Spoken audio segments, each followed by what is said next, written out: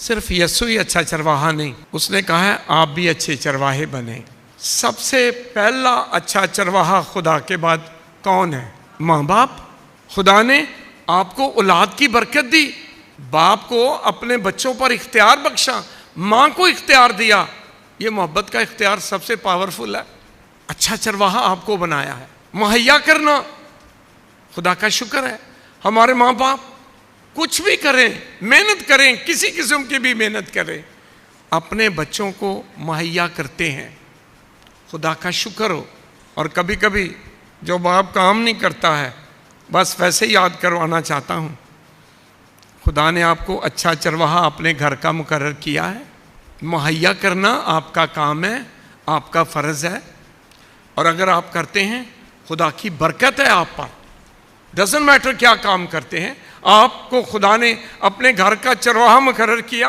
आप अपने घर के लिए, अपने बच्चों के लिए, उनकी तालीम के लिए, उनके अखराजात के लिए मुहैया करते हैं।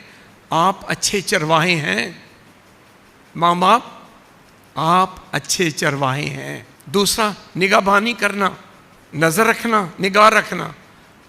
अब नज़र रखना कोई मनफी बात नहीं, बुरी बात नहीं है। ये तो अच्छा चरवाहा उसकी सिफ्त है। निगाह रखना, आपके बेटे का दोस्त कौन है, निगाह रखना। उसका उठना बैठना किसके साथ है, निगाह रखना। रात को देर से आ रहा है, कभी कभार तो हो जाता है, अगर रोज ही देर ना ला रहे थे, निगाह रखना। अच्छे चरवाहे हैं भाई, पूछो तो सही कहाँ से आया। वो बेटियों के लिए भी है। कल सेमिनार था, बिशप साहब ने काहिनों को भी बुलाया, सिस्टर्स को भी बुलाया, मुनादों को भी बुलाया। ये मारिया का केस जो आया है इस नाते से, और उन्होंने बड़े जोर दे के कहा माँ बाप से कहें अपने बच्चों की तरबियत करें, बेटों की भी और बेटियों की भी, दोनों की तरबियत क्या करें, किससे तलक रखना है, किससे तलक नहीं रखना, किसके साथ जाना है, किसके साथ नहीं जाना। ये निगाहबानी है। आप अच्छे चरवाहे हैं अपने घर के लिए, अपने बेटों के लिए, अपनी बेटियों के लिए। और जब लेट आते हैं पूछें, पता करें जहां ये काम करने जाते हैं माहौल क्या वहां का, जाना चाहिए, कोई नहीं रोकेगा। आप माँ बाप हैं, अच्छे चरवाहे हैं, पता तो करें बेटा कहाँ जाता है, बेटी जब काम पे जाती है कहाँ जाती है। आप अच्छे चरवाहे हैं, निगाहबानी करना आपका फर्ज है। लेकिन मैं यहाँ बच्चों को भी कुछ कहना चाहता हूँ। आजकल के बच्चे बड़े सियाने हैं।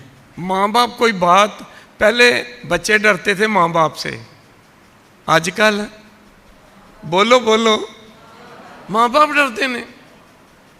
खबरदार अब्बा मैंने पूछा मैं कित्थों आया, मैं जवान हाँ, मैंने पता है मैं कित्थों आया। सच्ची बात है, माँ बाप पूछते थे, अब बच्चे तो एकदम जवाब देते हैं, मैंने नहीं बताना कहाँ से आया हूँ, कहाँ जाता हूँ, आपको नहीं पता, थोड़ा टाइम लंघ गया है। वो तो ऐसी बातें कर देते हैं, थोड़ा टाइम लंघ गया उन, अब आपका टाइम गुजर गया। वो माँ बाप को ना वैसे ही आधा समझना शुरू कर देते हैं। ये नौजवान जो बैठे हो इधर, मैं आपसे बात कर रहा हूँ, कोई दूसरा इंसान माँ बाप नहीं हो सकता, नंबर 1।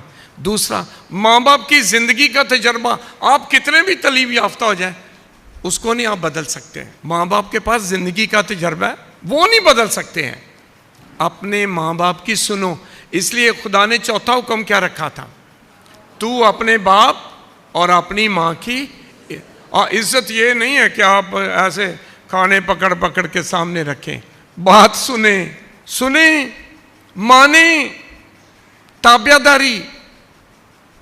ये आपके पहले अच्छे चरवाहे हैं जो कभी आपका बुरा नहीं सोचेंगे। मुश्किल एक हो गई है, मैं आपको खुल के बात कर देता हूँ, कोई बात नहीं। मैं अब्बा, जब से ये बच्चे कमाना शुरू हो गए ना, वो सोचते हैं हमें कोई सवाल ना करे। खासकर जो बच्चे पैसे कमा के लाते हैं ना, वो कहते हैं पैसे ले लो पर गल नहीं करनी माँ बाप नो। काम करते हैं, कमा के लाते हैं, हमसे सवाल ना पूछो। ये ना पूछो हम पैसे कहाँ से लेकर आए, ये ना पूछो हम काम क्या करते, सवाल ना करो।